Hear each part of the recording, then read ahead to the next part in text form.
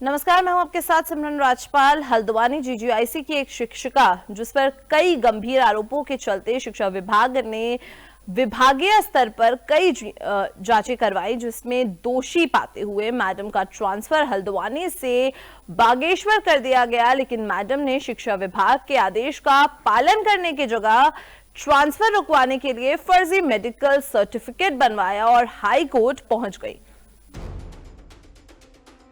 मामले के अनुसार जीजीआईसी हल्द्वानी की शिक्षिका वंदना चौधरी पर कर्मचारी सेवा नियमावली की धज्जियां उड़ाने, कॉलेज का माहौल खराब करने, सीनियर अधिकारियों पर झूठा आरोप लगाने, बैक डेट में जाकर अटेंडेंस रजिस्टर में साइन करने और सोशल मीडिया में विभाग की छवि को खराब करने का दोषी पाए जाने पर निदेशालय ने वंदना चौधरी का ट्रांसफर बागेश्वर के जीजीआईसी दोफाड़ में कर दिया।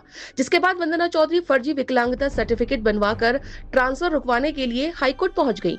आपको बता दें कि 6 सितंबर को वंदना चौधरी को रिलीव किया गया था और ठीक एक दिन बाद 7 सितंबर की तारीख का 42% विकलांगता मेडिकल सर्टिफिकेट वंदना चौधरी जिला अस्पताल के सरकारी डॉक्टर से बनवा लाई, जो कि आरटीआई के जवाब में फर्जी साबित हुआ।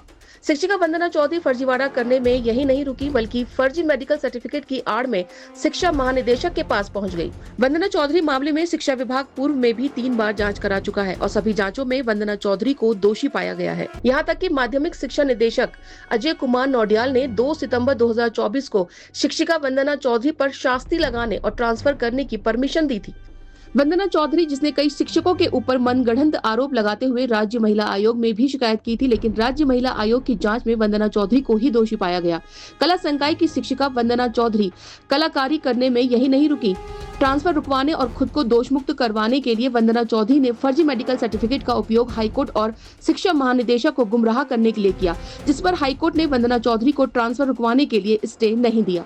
विद्यालय शिक्षा महानिदेशक झरना कमठान को दिए पत्र में वंदना चौधरी ने सिंपैथी कार्ड खेलते हुए बताया कि उनके इकलौते भाई की मृत्यु पिछले वर्ष हुई है, लेकिन सूत्रों की माने तो वंदना चौधरी के भाई की मृत्यु 10 साल पहले ही हो चुकी है।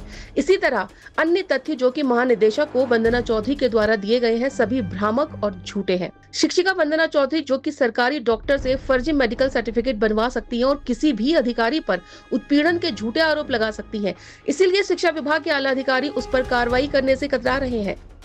जैसे यहीं पर इसी विद्यालय में एक टीचर हैं वंदना चौधरी, उनके ऊपर कई आरोप लगे हैं। यहाँ तक कि जो सेवा नियमावली है, कर्मचारी सेवा नियमावली, उसका भी उल्लंघन किया जा रहा है लगातार। उसके बावजूद भी कार्रवाई के नाम पर सिर्फ जांच यहाँ पर प्रचलित है। देखिए, मेरी जानकारी में तो अभी तक था नहीं, लेकिन आपने बोला है तो निश्चित रूप से मैं इस पर दिखाऊंगा कि क्या सच में क्या क्या है, और अगर कोई भी दोषी पाया जाता है उसके खिलाफ कार्रवाई जरूर की जाए। जैसे मनमानी सी चल रही है, मैंने कहा ना कि देखिए, आपने बोला है तो निश्चित रूप से हम दिखाएंगे कि सच्चाई क्या है इसमें। उत्तराखंड में लगातार शिक्षा विभाग में फर्जी टीचर्स के मामले निकलते जा रहे हैं, लेकिन शिक्षा विभाग मूक दर्शक बनकर तमाशा देख रहा है। वंदना चौधरी मामले में मीडिया के हस्तक्षेप के बाद ही जांच में तेजी आई, लेकिन खानापूर्ति के लिए वंदना चौधरी का केवल ट्रांसफर कर दिया गया। एक शिक्षिका के गिरे हुए स्तर का आलम यह है कि वो फर्जी मेडिकल सर्टिफिकेट बनवाने से भी परहेज नहीं करती है और शिक्षा विभाग के काबिल अधिकारी फर्जी सर्टिफिकेट के आधार पर वंदना चौधरी को बरी करने के लिए एड़ी से लेकर चोटी तक का जोर लगा देते हैं। ऐसे में उत्तराखंड के स्कूल में पढ़ने वाले नौनिहालों का भविष्य क्या होगा, आप खुद ही अंदाजा लगा सकते हैं। शिक्षिका वंदना चौधरी की तरह फर्जी मेडिकल सर्टिफिकेट बनवाने वाले दर्जनों टीचर मीडिया की रडार में हैं। साथ ही वो सरकारी अस्पताल के डॉक्टर भी, जो पैसे लेकर फर्जी मेडिकल सर्टिफिकेट बनवा रहे हैं।